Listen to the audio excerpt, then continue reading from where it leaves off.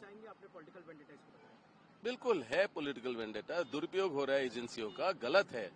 क्या भरोसा रखेंगे एजेंसियों का? अगर मतलब कि जब भी अगर कोई उम्मीदवार होता है पूरे देश में सीएम बनने का, या मतलब कि कोई पार्टी अच्छी कर रही है तो उनके पीछे पड़ जाते हैं।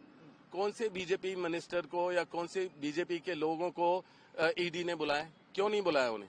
सवाल तो पूछो ना कि ईडी बीजेपी वाले क्या बिल्कुल सब ठीक है या उनके ऊपर कोई आरोप नहीं है? आरोप 10 हैं, पर मतलब गलत है कि ऐसे लोगों को परेशान करना, प्रेशर करना। पर मैं जिस तरीके का व्यक्ति हूं, मैं जितना प्रेशर डालोगे, परेशान करोगे, उतना मैं मजबूत होकर वापस आऊंगा और उभर के आऊंगा। और क्योंकि मेरे पास लोगों की शक्ति है, लोग मेरे साथ हैं, जुड़े हुए, एकजुट हैं, मैं लोगों की बात रखता हूं। जो भी अन्याय लोगों के साथ होता है इस पार्टी के द्वारा, मैं उनकी बात बुलंद करता हूं और अन्याय के खिलाफ हूं मैं, और मैं जरूर लड़ता रहूंगा। मेरे को कोई रोक नहीं पाएगा। ये जो ईडी का जो ये समन है, ये सारा 2019 में बात हो चुकी है। जो भी सवाल थे पहले दे चुका हूं।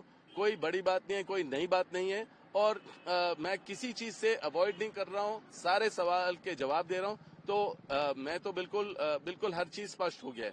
सर आपको बुलाना फिर राजनीतिक प्रचार है बीजेपी का कि चार्जशीट दिया सोने जी राहुल को, मुझे बुलाया उसी दिन। तो ये दिखा रहे हैं मीडिया के द्वारा कि हम लोग कुछ गलत कर रहे हैं। ये कोई जनता जागरूक है, सब जानते हैं, सब समझते हैं। इन चीजों से कोई मतलब नहीं बनता है। इन चीजों से और हम मजबूत बनते हैं, और कुछ नहीं है। कोई इसका कुछ नतीजा नहीं निकलेगा, क्योंकि है ही नहीं कुछ। अगर ये फेक कुछ करना चाहेंगे, जो गलत करना चाहेंगे, दिखाना चाहेंगे, उससे मैं मतलब कि उसको मैं कंट्रोल नहीं कर पाऊंगा। पर असलियत कुछ भी नहीं है, असलियत में कुछ भी नहीं है उनके पास। सर राजनीति में आप एक्टिव राजनीति में आने की आपकी बातें होती है, आपको लगता है कि इस वजह से ये चीजें? बिल्कुल जब भी अगर मैं कदम रखूंगा राजनीति में, जो सब लोग चाहते हैं, तो उनको लगेगा या तो परिवारवाद की बात करेंगे, या मतलब कि ईडी का इस्तेमाल करेंगे, गलत इस्तेमाल करेंगे। वही बात है और कुछ नहीं है। आप देखेंगे हालांकि एक हफ्ते 10 दिन पहले जब मैंने अपने सोशल मीडिया के द्वारा अपने मैसेजेस दिए, जो माइनॉरिटीज के साथ अत्याचार हो रहा है उसके बारे में जिक्र की, तब से ये मेरे परेशानी शुरू हुआ है, और कोई बात नहीं है।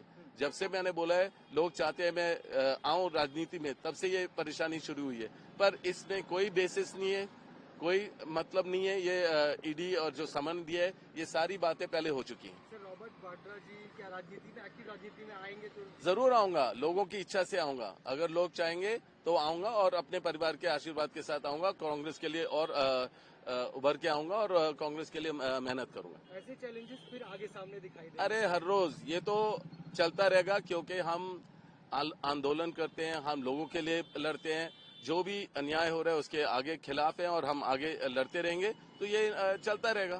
सर आखिरी सवाल, केस को लेके क्या कहना चाहेंगे? तीसरे दिन भी आपको बुला रहे तो केस? ये देखो, ये अंदरूनी बातें हैं, ये मैं कोई विशेष टिप्पणी नहीं दे पाऊंगा, क्योंकि मतलब कि अभी केस चल रहा है, जो भी इंटेरोगेशन चल रहा है।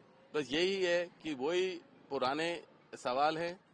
ये 2019 में दे चुका हूं, कोई बेसिस नहीं है, कोई चीज गलत नहीं हुई है। मेरे को क्लीन चिट बीजेपी के मिनिस्टर ने, चीफ मिनिस्टर ने, खट्टर जी ने मेरे को क्लीन चिट इसी केस में पहले दे चुके हैं 2 बारी। तो किस लिए बुलाया ये, और उसी दिन चार्जशीट करना? तो ये बिल्कुल एक राजनीतिक प्रचार है बीजेपी का, और दुरुपयोग है ईडी का। धन्यवाद जी।